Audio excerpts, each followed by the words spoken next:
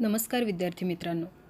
आज आपण मराठी अक्षर भारती या पुस्तकातील 6वा पाठ चुडीवाला हा पाहणार आहोत.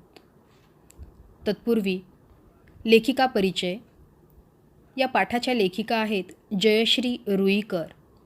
त्यांचा जन्म 1939. सुप्रसिद्ध लेखिका. लेखिकेचे साहित्यलेखन, कथासंग्रह मृगजळ, अंतर्मन, कादंबऱ्या जय पराजय व वेदनेला फूल आले आणि बालकादंबरी स्वप्नातील विहीर. पाठाची पार्श्वभूमी सांगण्यापूर्वी सुख म्हणजे काय असते ते आपण पाहूया. प्रत्येकाची सुखाची कल्पना वेगवेगळी असू शकते. माझ्या मते सुख म्हणजे आपल्यामुळे इतरांच्या जीवनात आनंद फुलवणं होय. आपल्या कुटुंबाच्या सुखाच्या पलीकडे जाऊन समाजासाठी काहीतरी चांगलं कार्य करण्यात सुख असतं. स्वतःचा स्वार्थ आपण रोज जपतो, पण स्वतःच्या पलीकडे जाऊन एकदा तरी दुःखी, प्रेमासाठी भुकेल्या जीवांना आपुलकीने, जिव्हाळ्याने आनंद देण्यात खरे सुख असते असे मला वाटते. सुख हे आपल्याला मोजता येत नाही. निस्वार्थ, निरपेक्ष भावनेने ते निर्माण करावं लागतं.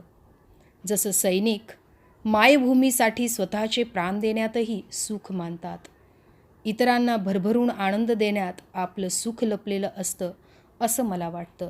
आणि या सुखावर आधारितच हा प्रस्तुत पाठ आहे. या पाठाची पार्श्वभूमी सांगत असताना चुडीवाला या जयश्री रुईकर लिखित पाठात अमरावती येथे कुष्ठरोग्यांची वसाहत निर्माण करणारे डॉक्टर शिवाजीराव उर्फ दाजीसाहेब पटवर्धन यांच्या तपोवनातील कुष्ठरोगी महिला, मुली व तेथे दर संक्रांत व ज्येष्ठ पौर्णिमेला येऊन त्यांच्या चेहऱ्यावर आनंद खुलवणारा चुडीवाला अब्दुल यांच्यातील ऋणानुबंधाचे वर्णन केले आहे. अब्दुलची संवेदनशील वृत्ती, दाजीसाहेब व अब्दुल यांच्यातील समाज ऋणाची व माणुसकीची भावना याचे दर्शन या प्रस्तुत पाठात घडते आहे. चला तर सविस्तरपणे पाठ पाहूया. अब्बाजान आज मत जाओ ना तपोवन को.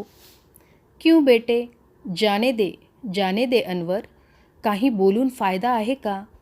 आजचा दिवस म्हणजे तर त्यांच्यासाठी पर्वणीच. एवढं काय आहे त्या तपोवनात कोण जाणे.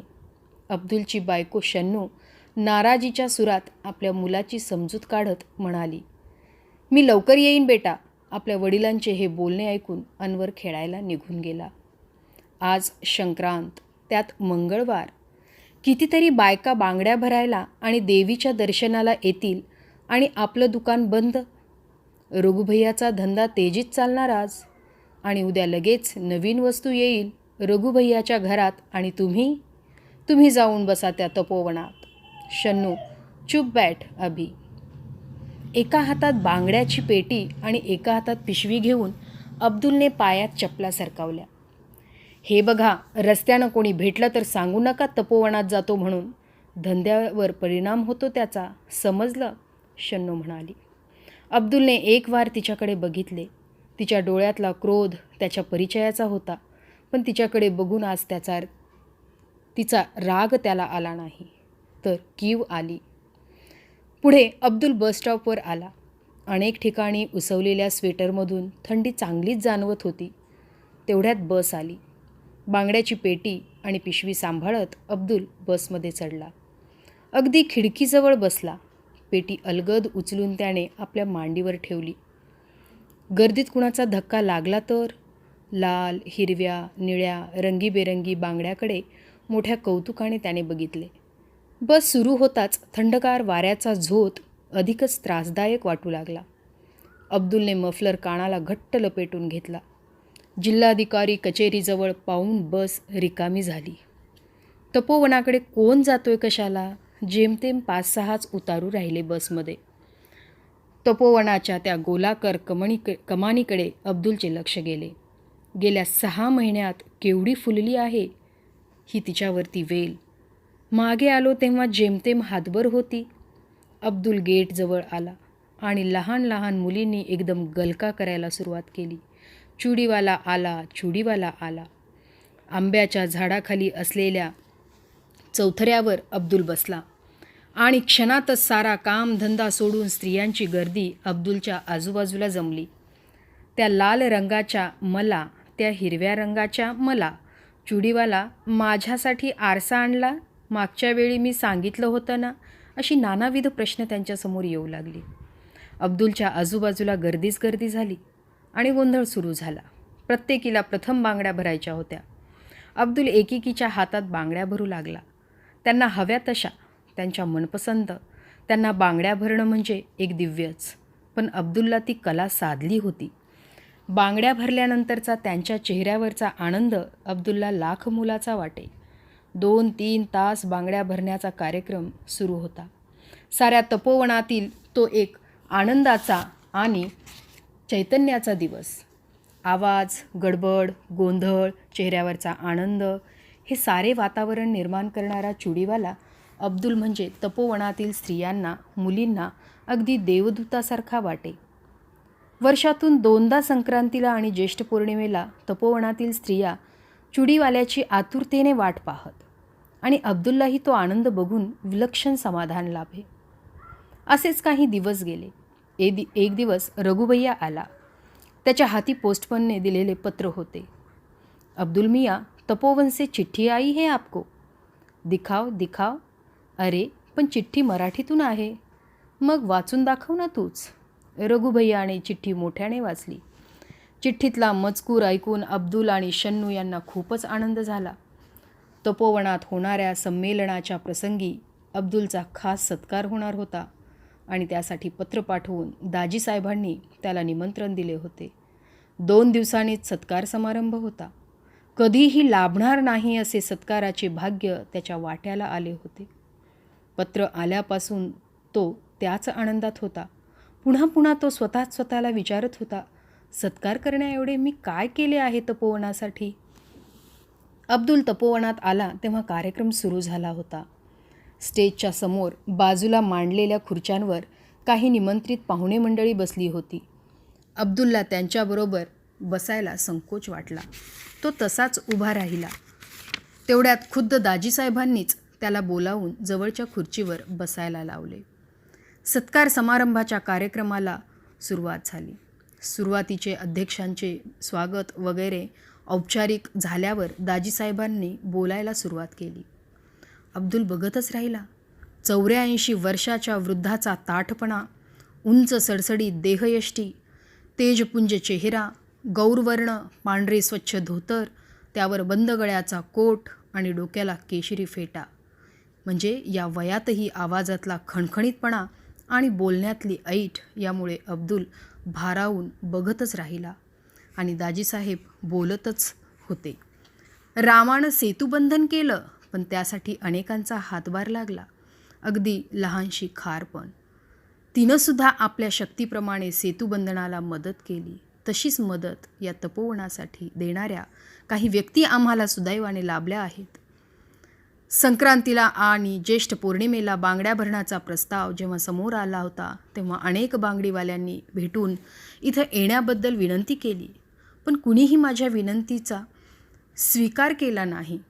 अब्दुल मियाँनी मात्र स्वतःहून इथं येण्याचं आश्वासन दिलं आणि दरवर्षी न चुकता अब्दुल मियाँ इथं येतात. येथील भगिनींच्या जीवनामध्ये आनंदाचा वर्षाव करतात. वर्षातले 2 दिवस तपोवनात अतिशय आनंदाचे आणि उत्साहाचे असतात. कुठल्याही मोबदल्याची अपेक्षा न करता अब्दुल मियाँ न बोलावता दरवर्षी येतात. तपोवनातील स्त्रिया, मुलीबाळी त्यांच्या येण्याकडे डोळे लावून बसलेल्या असतात. अब्दुल मियांचे हे समाजकार्य, ही मानवसेवा खरोखर फार मोठी आहे, अनमोल आहे आणि म्हणूनच आज त्यांचा सत्कार करण्याचं ठरवलं आहे. तेव्हा त्या सत्काराचा स्वीकार अब्दुल मियांनी इथे येऊन करावा. ते ऐकताच अब्दुल स्टेजवर चढला. दाजीसाहेबांनी फुलांचा गुच्छ आणि तपोवनातील लोकांनी तयार केलेली सुंदर फुलदाणी त्याला दिली. टाळ्यांचा कडकडाट झाला. अब्दुल अतिशय भारावून गेला. त्याने चटकन दाजीसाहेबांच्या पायांना स्पर्श केला. बराच उशीर झाला होता. अमरावतीहून आलेली निमंत्रित मंडळी मोटारीतून जाणार होती. दाजीसाहेबांनी अब्दुलला त्यात बसवले. मोटार धावत होती. अब्दुल विचार करत होता, आज शन्नूला आणायला हवे होते. तिचा गुस्सा तरी कमी झाला असता. आकाशात अष्टमीचा चंद्र हसत होता. आकाश मेघरहित निळ्या नितळाईने नटले होते. वातावरण अंतर्बाह्य प्रसन्न वाटत होते. अंबादेवीच्या चौकात मोटार थांबली. अब्दुल खाली उतरला. घरी आला. अब्दुल येताच शन्नू उठली. थाळीत चपाती आणि वांग्याची भाजी घेऊन तिने थाळी अब्दुलसमोर ठेवली. अब्दुल एखाद्या अपराध्यासारखा मान खाली घालून जेवू लागला आणि त्याने पत्नीला विचारले, तू नहीं खाएगी? नहीं, जी नहीं चाहता खाणे को. अनवर जेवला पण खिम्यासाठी हट्ट धरून बसला होता. अब्दुलच्या हातातला घास हातातच राहिला. एकाकी जेवणावरची इच्छाच मरून गेली. तोंडात घास घोळू लागला. कितीदा सांगितलं, हा धंदा सोडून दुसरा धंदा सुरू करा, पण शन्नूचे पुढचे बोलणे अब्दुलने ऐकलेच नाही. तो चटकन उठला. हात धुवून अनवरच्या शेजारी येऊन पडला. शन्नूचे बोलणे, त्यातला शब्द न शब्द त्याला पाठ होता. कितीदा तरी तेच ते बोलून झाले होते. नवीन धंदा, भांडवल नको, कुठून आणणार? तो थोडासा जोराने पण शन्नूला ऐकायला जाईल अशा आवाजात बोलला. पण भांडवलापेक्षाही त्याला अब्बाजानपासून चालत आलेला हा बांगड्याचा धंदा सोडवत नव्हता. नवरात्र संपले होते. त्यात धंदा चांगला झाला. लोक आता दिवाळीच्या तयारीला लागले होते. रघुभैयाने दुकानाला रंग देण्याचे काम काढले होते. अब्दुल दुकानावर आला. त्याचा चेहरा उदास दिसत होता. रघुभैयाने त्याला आवाज दिला, क्यों, आज दुकान नहीं खोलता? नाही रघुभैया, हे तपोवनच आता दाजीसाहेबांच्या हाती राहिलं नाही. हे कळलं तेव्हापासून मन नाही लागत धंदा करायला. आता तपोवनाचं काय होईल रे रघुभैया? केवढी मोठी वसाहत, किती रोगी, आता त्यांची कशी काळजी घेतलीच जाईल? आणि आयुष्याचं मोल देऊन तन मन धनानं फुलवलेली ती कर्मभूमी सोडण्याच्या कल्पनेने दाजीसाहेबांना काय वाटलं असेल बरं? अब्दुल विलक्षण हळवा झाला. देवळातल्या पहारेकऱ्याने 2चे टोले दिले. शन्नू घोरत होती. अनवर गाढ झोपला होता. अब्दुल उठला. अगदी हलकेच कोपऱ्यात बांगड्याच्या पेटीवर ठेवलेल्या पिशवीतील एक वस्तू बाहेर काढू लागला. पावडरचा डब्बा, रुमाल, रिबिनी, पिन्हा, सोनेरी बांगड्या, साध्या बांगड्या, नायलॉनच्या बांगड्या. संक्रांतीला हे सारे तपोवनात नेणार होता. तिथे चुडीवाला म्हणून स्त्रिया मुलीबाळी धावत धावत त्याच्याजवळ जमणार होत्या. काही काळ तरी सारे विसरून हसणार होत्या आणि त्यांचे हसू बघून अब्दुल देखील मनोमन सुखावणार होता. पण आता सारे संपले होते. स्वतःसाठी सारेच जगतात, पण दुसऱ्यासाठी जगण्यातला आनंद, त्या आनंदाचे सुख वर्षातून फक्त 2दाच अब्दुलला अनुभवायचा. पण आता तेही मिळणार नव्हते. एखाद्या वस्त्राचा एकाकी रंग उडून जावा तशी त्याची जीवन इच्छा एकाकी उडून गेली. त्या साऱ्या वस्तूकडे बघता बघता अब्दुलचे डोळे पाण्याने काठोकाठ भरून आले. त्या तपोवनाचा परिसर विरघळत होता आणि हळूहळू रात्र उतरणीला लागली होती. या ठिकाणी अब्दुल एक थोर समाजसेवक ही सत्यता पटवून देत असताना मला वाटतं, अब्दुल हा बांगड्या विकण्याचा व्यवसाय करणारा एक सर्वसामान्य माणूस. पण दाजीसाहेबांच्या तपोवनातील कुष्ठरोगी स्त्रियांना वर्षातून 2दा बांगड्या भरण्यासाठी तो स्वतःहून तयार झाला होता. दरवर्षी न चुकता न बोलवता नित्यनेमाने तो त्या स्त्रियांना बांगड्या भरण्यासाठी जात असे. आपल्या व्यवसायाच्या माध्यमातून निस्वार्थी निरपेक्ष भावनेने तो त्या कुष्ठरोगी भगिनींच्या जीवनात आनंद उत्साह निर्माण करत असे. कुष्ठरोग हा तसा सर्वसामान्याच्या दृष्टीने नावडता विषय आहे. त्यातही अशा स्त्रियांच्या हातात बांगड्या भरणे हे अवघड कार्य. पण अब्दुलने हेही सहज केले. पत्नीची बोलणी सहन करत ऐन सणादिवशी आपले चुडीचे दुकान बंद ठेवून स्वतःच्या फायद्याचा जराही विचार न करता तो तपोवनात जात असे व मनापासून आपले काम करत असे. त्यासाठी त्याने मान सत्काराची अपेक्षाही मनात आणली नाही. मनपसंत बांगड्या भरल्यानंतर या लेकीबाळींच्या चेहऱ्यावर दिसणारा जो आनंद अब्दुलसाठी अतिशय मोलाचा होता, तो पाहण्यात त्याला खूप समाधान मिळत असे. सत्कार समारंभाचे निमंत्रण ऐकून तर त्याला अतिशय आनंद झाला होता. पण तपोवनासाठी मी काही सत्कार करण्याएवढं कार्य केले नाही असं देखील त्याला वाटत होतं. आणि हे वाटण्या इतकी साधी नम्रवृत्ती त्याच्याजवळ होती देखील. म्हणून अब्दुल हा एक थोर समाजसेवक आहे असे मला वाटते. धन्यवाद.